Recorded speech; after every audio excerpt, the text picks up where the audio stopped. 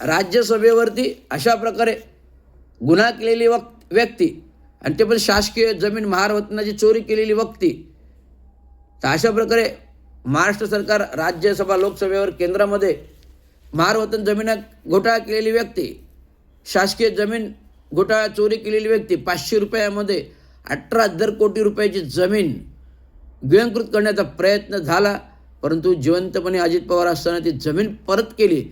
परंतु जमीन जरी परत केली तो व्यवहार झाला ना, हे महत्त्वाचं आहे. पण ह्या व्यवहारामध्ये टांगती तलवार मात्र अधिकाऱ्यांवर कारवाई होते. मग ज्याने पार्थ पवारांनी हे करण्यासाठी राईट्स दिल्या, तर ते सुद्धा गुन्हेगार आहेत ना.